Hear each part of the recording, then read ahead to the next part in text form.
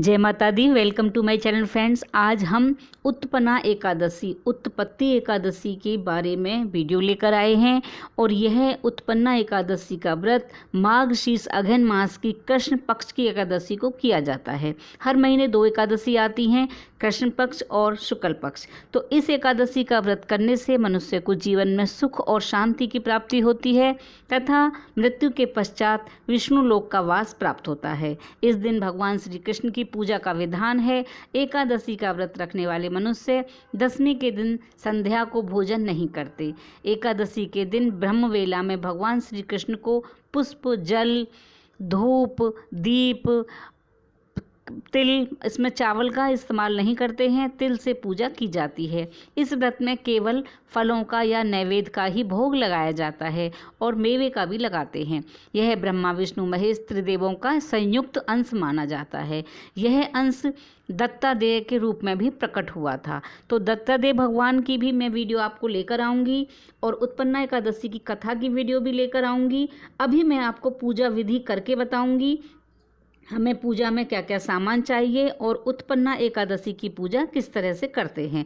तो अभी आप सामग्री देख लीजिए। मैंने इत्र लिया है, पीले रंग के फूल लिए हैं, पीला ही चंदन लिया है, पीले ही वस्त्र लिए हैं और भगवान विष्णु भगवान की हमने मूर्ति प्रतिमा रखी है। आपके पास तस्वीर है तो आप तस्वीर भी रख सकते हैं। अगर आपके पास लड्डू गोपाल हैं या राधा कृष्ण जी की प्रतिमा है तो आप वो भी रख सकते हैं, क्योंकि इस सब एक ही हैं। आप राधा कृष्ण जी रखिए, लड्डू गोपाल रखिए या फिर आप विष्णु भगवान रखिए। सुपारी पर कलावा लगाकर हमने गणेश भगवान को भी रखा हुआ है, क्योंकि हर व्रत में गणेश भगवान को जरूर स्थापित करना चाहिए। उनकी पूजा सर्वप्रथम है। 2 कलश रखे हैं, एक हमने पवित्रीकरण के लिए रखा है और एक में नारियल रखा हुआ है। आपके पास नारियल नहीं है तो आप केला, सेब, कोई भी कलश के ऊपर फल रख सकते हैं। इस तरह का भी विधान है। तो सब प्रथम गणेश जी का पूजन करेंगे। एक पाटे पर पीला कपड़ा बिछाया है मैंने और वहाँ भगवान को विराजित किया है। तो सब प्रथम हम भगवान को, अपने आप को, सबको पवित्र करेंगे। जो भी हमारे यहाँ सामान है पूजा का सबको हम पवित्र करेंगे। तो आप देख रहे हैं कि मेरे पास ये जो जिससे मैं पवित्रीकरण कर रही हूँ, इसी में आप नहीं तो आप दूब घास भी ले सकते हैं। मेरे पास कुछ घास है तो मैं इसी से करती हूँ पूजा।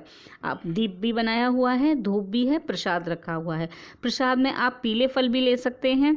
केला भगवान को बहुत पसंद है तो हम विष्णु भगवान की पूजा में केले को जरूर रखते हैं।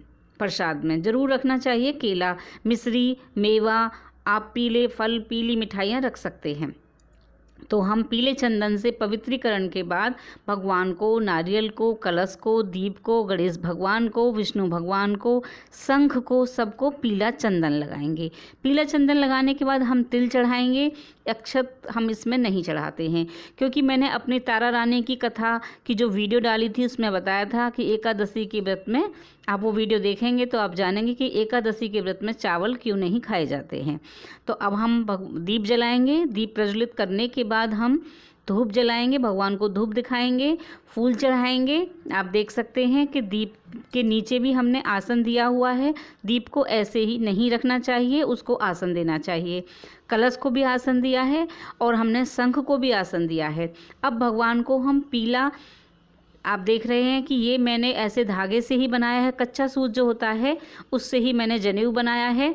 हम भगवान को जनेऊ पहनाएंगे। आप सफ़ेद जनेऊ जो धागा होता है कच्चा सूत, उससे बनाकर हल्दी से पीला कर सकते हैं। भगवान की पूजा में पीली ही चीज़ों का ज़्यादा हम इस्तेमाल करते हैं। तो उसके बाद मैं सबको इत्र लगा रही हूँ। कलश को भी इत्र लगाया है, नारियल को भी लगाया है, भगवान को लगाया है, गणेश भगवान को भी, सबको हम इत्र लगाएंगे। प्रभु को इत्र, खुशबू की चीज़ें बहुत पसंद हैं तो हम भगवान को प्रसन्न करने के लिए इत्र लगाते हैं। विष्णु भगवान को मैंने कॉटन में भी इत्र लगा के रखा हुआ है। ये यहाँ खुशबू देता रहेगा और भगवान खुश रहेंगे। तो इस तरह से हम भगवान को इत्र भी ज़रूर लगाते हैं। और जब हम भगवान की पूजा करते हैं इस तरह से हम तो समर्पयामि बोलते रहते हैं। मैंने अपनी पहले वीडियो में भी आपको बताया है। अब हम भगवान को पीले वस्त्र पहनाएंगे। अगर आपके पास पोशाक है तो आप पोशाक पहना सकते हैं। मैं इसी तरह से पीला पटका डालती हूँ और पोशाक नहीं पहनाती हूँ कि मेरे विष्णु भगवान इतने सुंदर हैं, ऐसे ही अच्छे लगते हैं और मूर्ति में वस्त्र पहने हुए हैं, तो मैं इसी तरह से इनको पीला पटका डालती हूँ। अब हम पीले फूलों की माला पहनाएंगे। अगर माला ना हो तो आप ऐसे ही गेंदे के पीले फूल चढ़ा सकते हैं, लेकिन अगर माला है तो आप माला भी चढ़ा सकते हैं। नहीं तो आपके पास अगर तुलसी की माला है तो आप तुलसी की माला चढ़ाइए। और तुलसी हम भगवान को ज़रूर चढ़ाते हैं। भगवान का थोड़ा तुलसी दल हम भगवान के सर पे भी रखते हैं, क्योंकि भगवान को अगर तुलसी ना चढ़ाई जाए तो भगवान के सर में दर्द होता है, उनको तुलसी अति प्रिय है।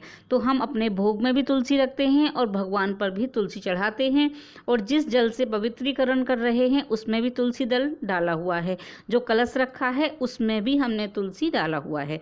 इसमें हम कलश में हल्दी भी डालते हैं, सिक्का भी डालते हैं, कुछ मीठा भी डालते हैं, तुलसी का दल डालते हैं और सारे भगवानों को इस कलश में हम बुलाते हैं, आमंत्रित करते हैं अपनी पूजा का साक्षी बनाने के लिए। तो आप देख सकते हैं अब मैं सब पर पुष्प चढ़ाऊंगी और इसी तरह से हम भगवान का आरती के लिए दीप तैयार करते हैं। भगवान की दीप जो हम आरती के लिए तैयार करते हैं उसको भी सुंदर सजाना चाहिए, तभी हमें आरती का फल मिलता है।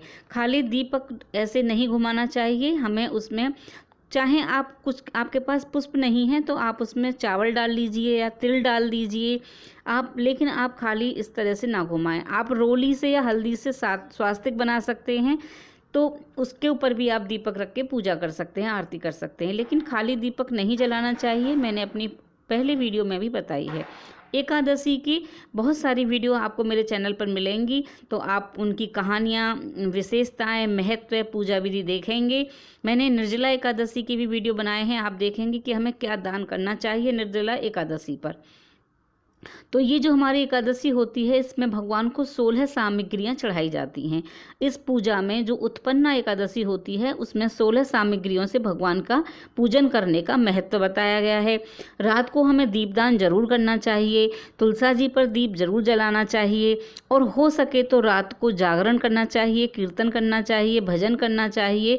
नहीं तो विष्णु सहस्त्र नाम भी पढ़ सकते हैं आप। नहीं, आपको नहीं पढ़े जा रहे तो आप मोबाइल या लैपटॉप में चलाकर सुन सकते हैं विष्णु सहस्त्र नाम।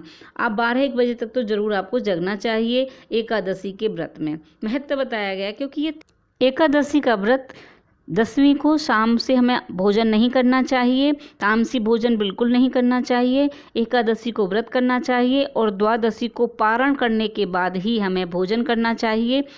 द्वादशी को हम पारण कैसे करते हैं वो वीडियो भी आपको मेरे चैनल पर मिलेगा। तो आपने हमारे चैनल को अभी तक सब्सक्राइब नहीं किया है तो चैनल को सब्सक्राइब कर लीजिएगा। वीडियो अच्छा लगे तो लाइक ज़रूर कीजिएगा।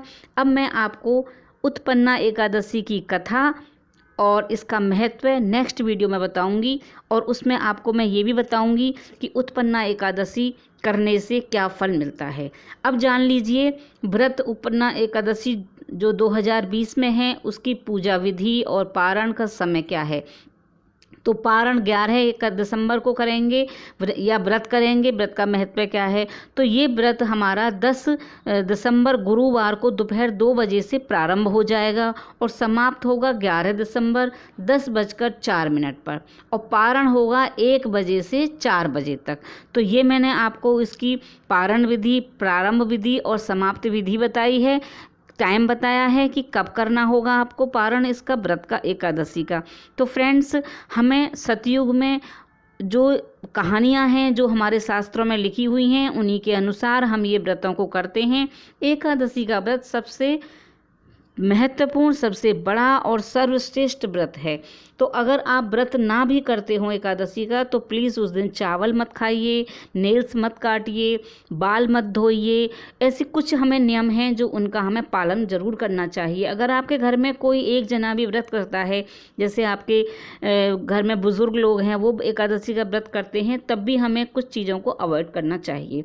तो फ्रेंड्स, नेक्स्ट वीडियो में आप उत्पन्ना एकादशी की कथा सुनेंगे।